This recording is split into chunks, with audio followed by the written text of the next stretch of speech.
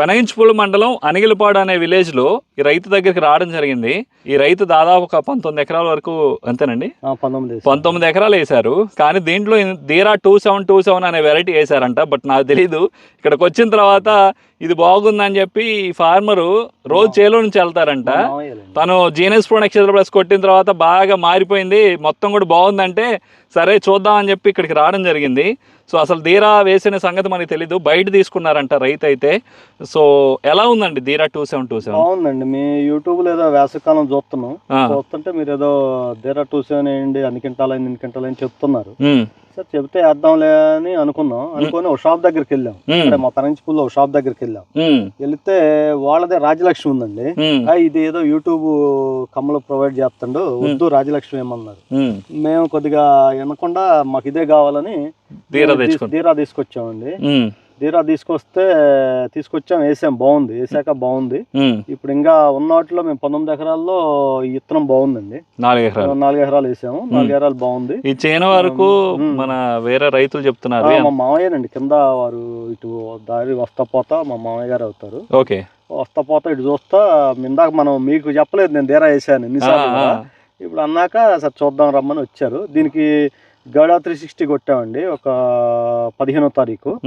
మళ్ళీ మొన్న 23వ తారీఖు జీనస్ ప్రో నక్షత్ర ప్లస్ అను బెస్ట్ అగ్రో బెస్ట్ లైన్ కొట్టమన్నారు. మీ షాప్ దగ్గరికి వచ్చి మీతో మాట్లాడని తీసుకున్నాం. జీనస్ నక్షత్ర ప్రో కొట్టాక బాగా పూత పిందెలు వేసిందండి. బాగా ఇదేదో బాగుంది మందు బాగా అసలు చూడవచ్చండి. బాగా జీనస్ ప్రో నక్షత్ర ప్లస్ కొట్టిన తర్వాత బాగా వచ్చిందండి. ధీరా వెరైటీలో అసలు కాపు కానీ, చెట్టు స్ట్రక్చర్ కానీ, ఆకులు కానీ, ఇప్పుడు అన్ని ఏరియాలో చూస్తే ఆకులు ఎట్లా కాలిపోయినాయండి ఇవన్నీ. బాగుంది, బాగా వచ్చిందండి, బాగా వచ్చింది. ఇత్తనం బాగుంది. ఈ జీనస్ ప్రో నక్షత్ర ప్లస్ కూడా బాగా పనిచేసిందండి. చూడండి ధీరా 2727 అన్నది ఎంత పర్ఫెక్ట్గా కాసిందో చూడండి. ఆకులు కూడా మీకు నల్లి వచ్చినా కానీ ఇది కొంత తట్టుకునే స్వభావం కలిగి ఉంది, ఒక 30% అని చెప్పాను. సో మీకు కూడా ఇప్పుడు అనిపిస్తుందండి, ఓవరాల్ గా తోట కూడా చూడొచ్చండి.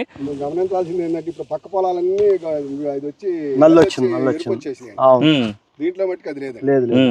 అది కూడా పక్కన చూడండి, అది 30% అంటున్నారు కానీ 70% సేఫ్ లో ఉంది. 70 కాదు, దాదాపు 80-90%.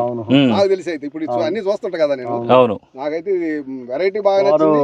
ఇప్పుడు దాకా నాకు వెరైటీ తెలియదు, అందుకే మీ ముందు ఇందాక అడిగింది ఏంటి శేఖర్ ఏ వెరైటీ చెప్పలేదండి. మా మామయ్య ఎప్పుడు సందర్భం చెప్పలేదు. చుట్టూ పోయినాయండి. ఆ పక్కమ్మటి ఒక 5 ఎకరాలు ఏదో వేసారు, అది ఆయత్తనం పోయింది. అందరూ పోయినాయండి. ఇక్కడ ఇది ఒకటి మంచిగా నిలబడి బాగుంది.